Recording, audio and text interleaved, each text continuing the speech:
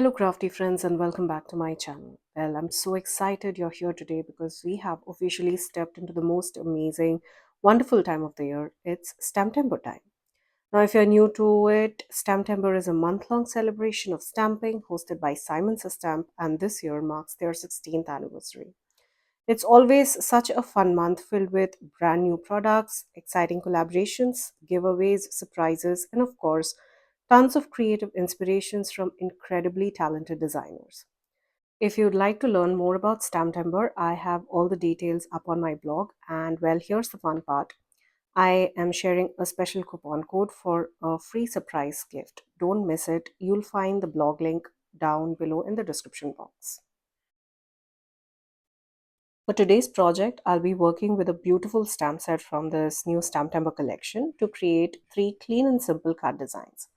My goal with this project is to show you how easy it can be to take just a few supplies from your stash and make something absolutely stunning, especially when you're mass producing a certain style of card. Well, you don't always have to stick to one design and multiple colors. Instead, I kept the color palette constant but changed up the layouts of all the three cards. The first product that I'll be using here is this gorgeous Highland Cows stamp set. Now, this one is truly unique and something I haven't worked with before. It has such a rustic charm featuring this beautifully illustrated Highland cows with their long horns and shaggy coats. Along with the images, you'll also find versatile sentiments like thank you, birthday, and friend, which can be paired with the coordinating sub sentiments inside those labeled frames.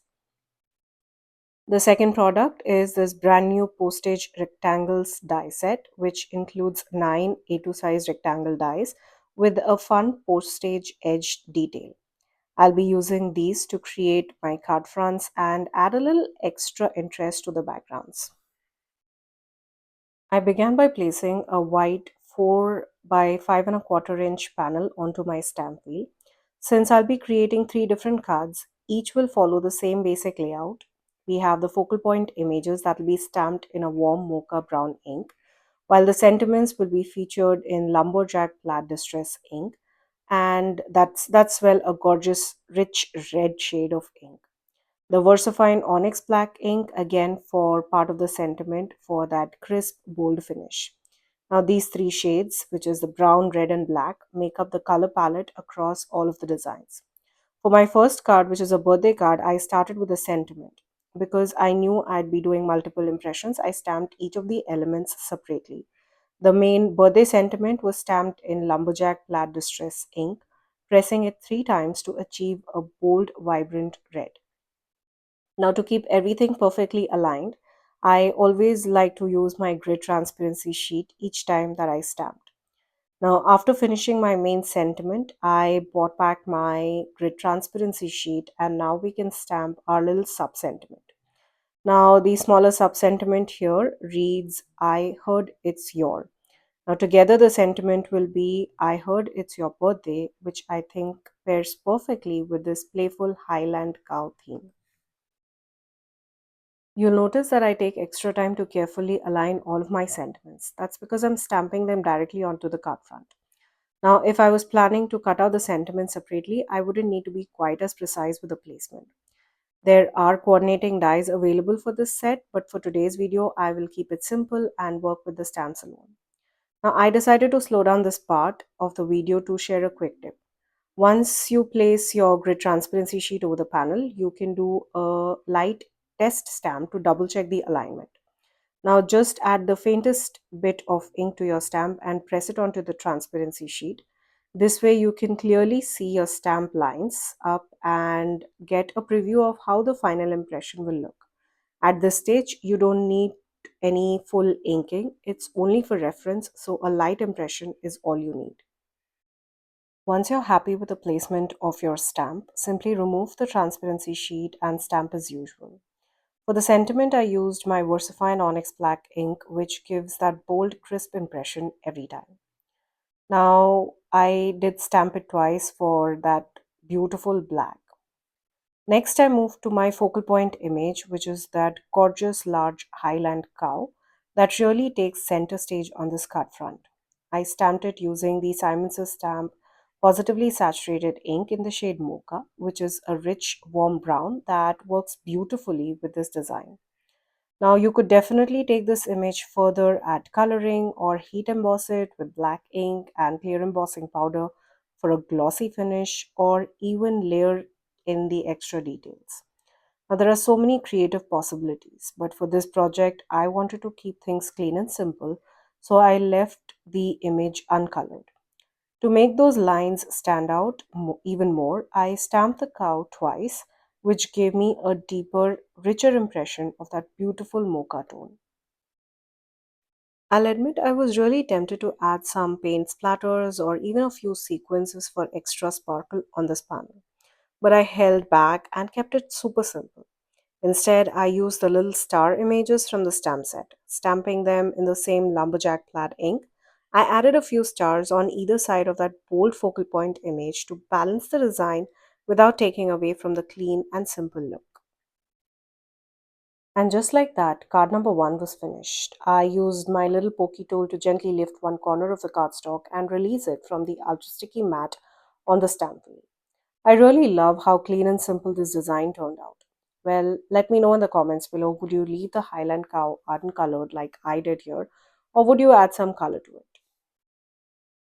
Now, moving on to background number two, we are keeping the main elements consistent. We have a brown stamped focal point image, sentiments in black and red, and a few stars scattered around the sentiments for a balance. Now, this time I started with a focal point image first. Instead of using a single large Highland cow, I stamped two cows facing each other using the same rich mocha ink, double stamping each to get a deep, crisp impression. For this card, I am making a thank you card. I added two sentiments here. The first line reads thank you, and the second line reads friend. Together, they read thank you, friend. Now, just like I did on my previous card, I stamped the word friend first using black ink. I covered the area for the thank you sentiment with a post-it note while stamping, and once I was happy with the proper stamping on that, I removed the post-it note and used Lumberjack Plaid to stamp the thank you sentiment right above it. If you're not completely confident about stamping two different sentiments in separate colors at the same time, don't worry, you can always stamp them one at a time. It's a simple way to ensure accuracy without any stress. Another option is to use masking techniques. Well, either use a masking tape or even a post-it tape like I'm doing here works perfectly fine to cover up the area that you're not stamping so you can layer your sentiments precisely where you want them to. Once I was happy with both my sentiments, I moved on to adding the stars around the sentiment for a little extra visual interest. On my previous card, all the stars were stamped in red ink, but this time I decided to stamp one of the star in black. I felt this small change added a subtle but beautiful balance to the overall color scheme on this card front, helping the elements feel more cohesive and well composed without taking away from that clean and simple look that I was going for. And here's our second background already. I carefully lifted it off the ultra sticky mat, and here's a closer look at that finished panel. You'll notice that most of the images are concentrated towards the bottom right, but don't worry, we will trim the panel later to create a more balanced and symmetrical look. With panel number 2 complete, it's time to move on to panel number 3. For this one, I did make a few changes. Well, I began by stamping my focal point image, which is this tiny, adorable Highland calf, right in the center of the panel using Mocha ink. I also wanted to bring in some additional elements from the stamp set to give this card a slightly different look. Now, instead of those small stars, I chose a stamp which has the star and line element and stamped it just below the focal point image using black ink for a crisp, bold effect. Now, for my sentiment, I decided to try something new and bought in a different stamp set. This is the Birthday Bliss stamp set from the September 2025 card kit by Simon Says Stamp. It's filled with some gorgeous birthday sentiments, and I chose love to you on your birthday sentiment for this card. I stamped it in the same Lumberjack Plaid Distress ink right beneath the black star and line element, creating a nice layered look while keeping the design super clean and simple. The reason I chose to use a completely different stamp set for my sentiment was to show you that how easy it is to mix and match products from your own stash to create unique looks. Now, once the sentiment was stamped, I wanted to tie the design together a bit more, so I added another star and line element just below the sentiment. This helped create a cohesive, balanced look across the card.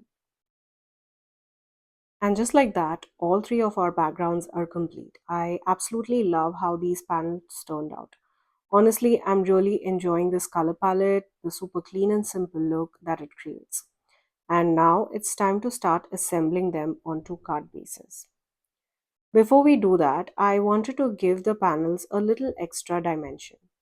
For this, I'm using the new A2 Postage Rectangle die.